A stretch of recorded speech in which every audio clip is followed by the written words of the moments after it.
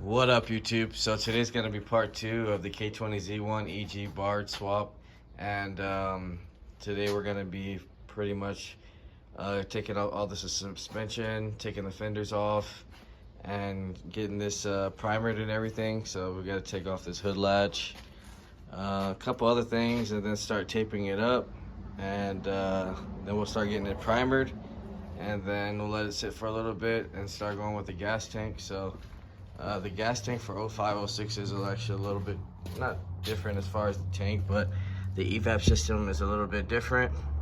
So this used to actually go to the canister. Now they just pretty much bypass it into here.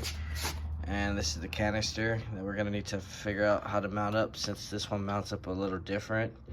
But I'll figure it out.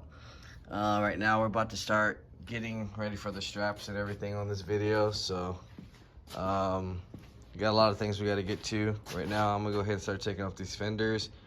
We got to get to the side skirts as well because there's a bolt under there. Finish taking out the clutch master cylinder, and probably get rid of these power steering lines, so it'll be easier to pretty much tape up everything. And I'll probably get some aluminum foil to make it easier. Yeah, pretty much get this sprayed up and cleaned up for this video, so look nice when we get ready for the Hasport mounts to come in. Hopefully they'll be coming soon. They have been shipped out, so hopefully the next video will be mounting, putting the motor mounts in here, and getting the motor. We got to get the transmission sent in, so we'll get that going. Hopefully by this week we'll have the motor mounted in. The gas tank will be ready, and waiting for some parts to come in as far as the harness and axles and little stuff like that. But yeah, so pretty much the previous video we dropped the motor, we shaved the bay over here for the mount that's right there. Now we're just gonna get ready for this spray. So I'm gonna get everything prepped, we'll come back and then we'll spray it up and get ready to make the gas tank strap. So we'll show you how that comes out as well. All right, so we're back now, and I got pretty much everything taped off, and I threw on the first base primer coat.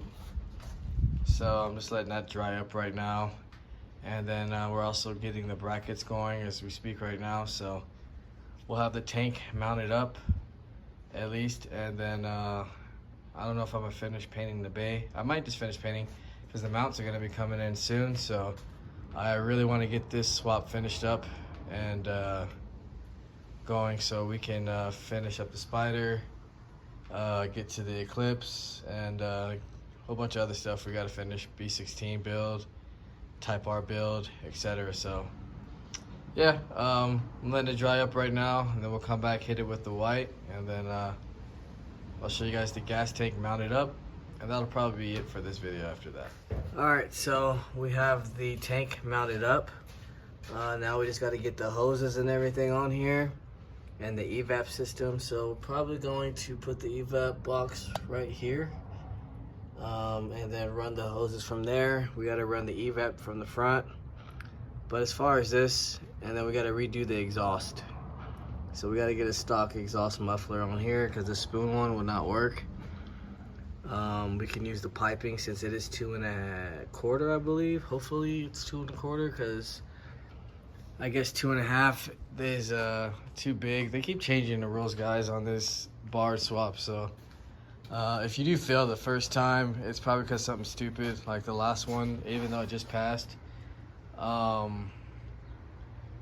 it still needed a battery tie down, and the piping was too big, supposedly, even though I used the same piping on a car I've used before. But anyways, right now I'm letting this dry up, and then we're gonna finish painting the bay up, and then that'll probably be it for this video, guys.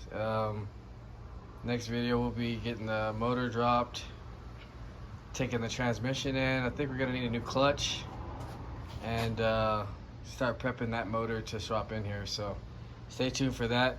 I'm gonna go ahead and let this finish drying up. We're gonna hit this up, and then we'll end the video.